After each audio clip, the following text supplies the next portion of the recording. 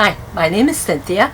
Today I'm going to give you my top 10 tips concerning my experience with African gray parrots. Now I'm going to give you a little background about them before I get into it. African gray parrots are from Africa, obviously.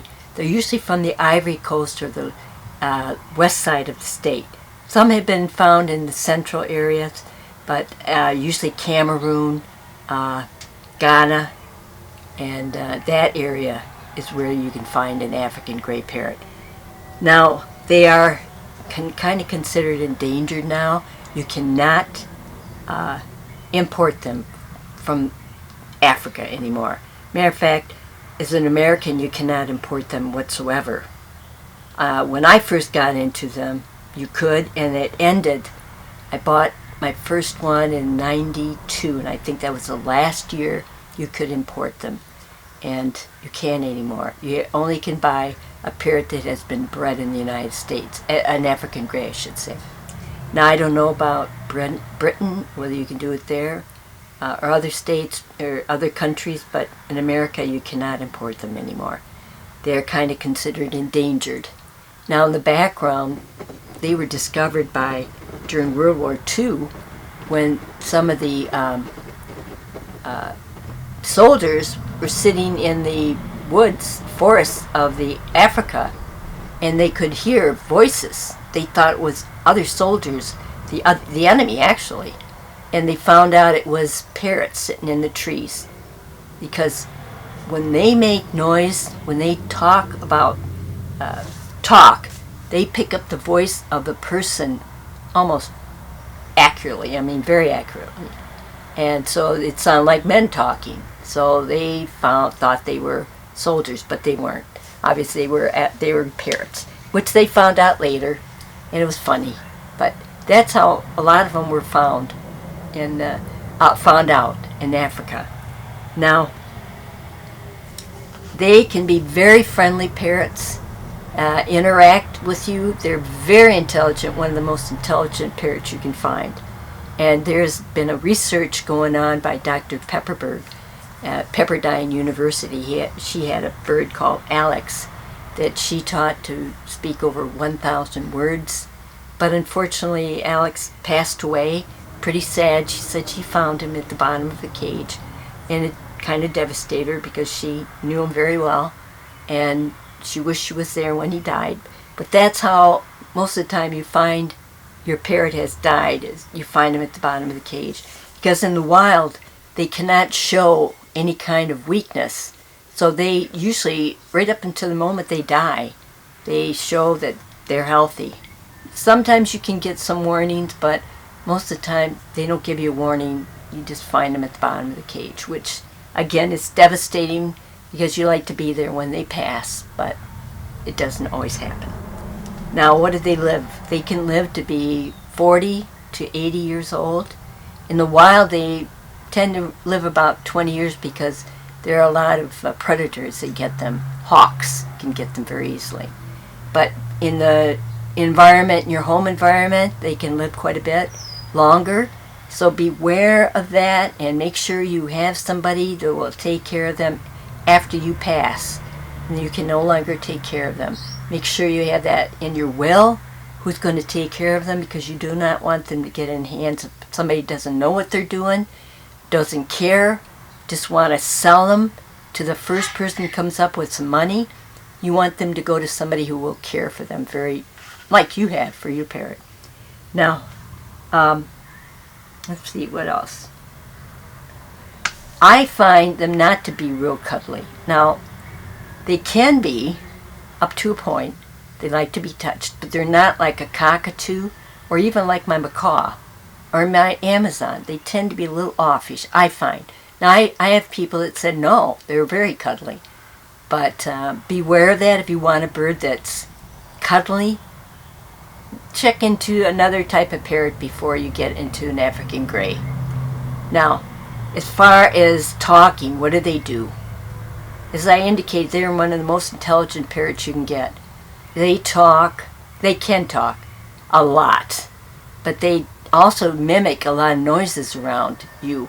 Mine barks like a dog, makes banging noises like door shutting. I can't even get into all the noises she can make. She does not talk very much. She is a Timneh. And that doesn't mean when you get an African gray, if you want a bird that's talking, I would suggest buy a bird that's talking already. Because there's no guarantee that that bird is going to talk. I don't care what kind of bird you got. If you want a talking parrot, get one that talks right away. And the bottom line is, I don't care whether she talks or not. I love her and I want her around. And she makes so much other noises that I don't care about that. And you will probably feel the same way if you get a parrot. But if that is like number one, you got to have a talking parrot, buy one that's talking already. Otherwise, you might get sorely disappointed. What do they cost? When I bought my parrots in the 90s, my first parrot that was imported was $100, but he was wild. If you want a cuddly, tame one, $800 back then to $1,000. I got online and looked up now. They're running quite a bit more money. I was shocked how much they were running, between $4,000, $8,000. Even some you could get for $1,500. I'm shocked how much they cost nowadays. But it's a investment when you think about how long they live. You buy a dog or a cat, you buy a fancy dog or cat, you're going to spend $600-$800, and that dog or cat will live to be 20 years old, maybe 25. These are going to live 3 times that. So that is not a good investment as a parrot is. And again, they'll probably outlive you, so beware of that and make accommodations for that. Now, what have I owned in the past? I've had 2 Congos, I've had 5 Timnehs, and I own a Timneh right now that was one of my babies. What happened to them all? I've sold some because I just had too many parrots. And that's a mistake. I want to warn everybody. At these prices, you probably can't do that. But back in the 90s, I got way too many parrots. I got over my head with them. And I wasn't interacting with them like I should, holding them. I had, which one am I going to hold today? I mean, I had to go around figuring out what I was doing. So I ended up selling them to people that I knew would take care of them. Very careful.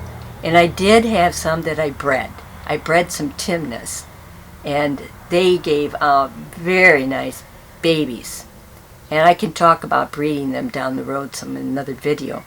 And I sold all those babies.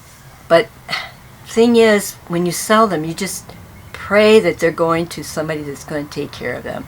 I always insisted that I wanted to see where they were, what kind of cage the people had. I went to their homes and watched them interact with the parrot before I sold them to them. And back then, I sold those parrots for $600.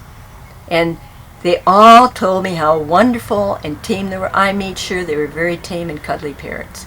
I held them all, I made sure they were very nice parrots before I let them go.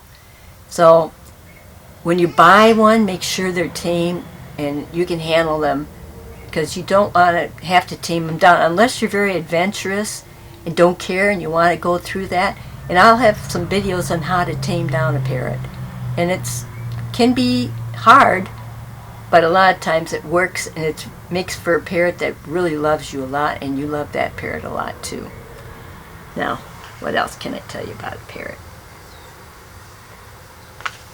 Again, talking about noises, let me tell you a story about when I heard somebody had a pool in the backyard, and when the family was in the pool, the phone kept ringing inside the house. This is the day where a lot of people had landlines. And they get out of the pool, go in the house, nobody's on the phone. This happened on and on. Finally, they figured out that that parrot could make that noise of that phone exactly.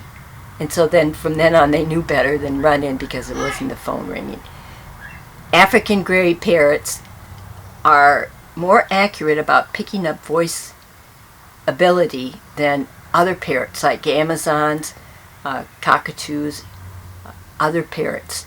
They can talk and they can pick up your voice, But I find that my parrot, when I did have one that talked, it sounded exactly like me. I mean, you want to find out what you sound like? Get an African gray that talks, because she'll pick up, or he'll pick up your voice exactly. And that is quite a skill. And again, Amazons can talk maybe more than Amazon or African gray, but as far as their ability to match the noise of your voice, African grays are the best. Now, they need a bigger cage too. Don't think because they're a smaller bird that they're okay living in a smaller cage. Buy the biggest cage you can, because mine spend a lot of time running around their cage, climbing up and down. They can come out of their cage a lot. I have a playpen, but I have one parrot, she doesn't come out that much. She likes to be in her cage unless I pick her up. And that's another thing, you have to learn how to pick the parrots up. And I'll talk to you about them down the road. But African grays, I wouldn't hesitate to get another African gray. I love them dearly. I'm not breeding them anymore. I sold that breeding pair to somebody else who's now breeding them.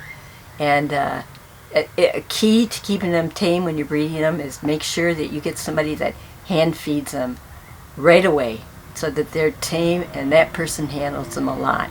And you'll have no problem with a parrot being in a good home.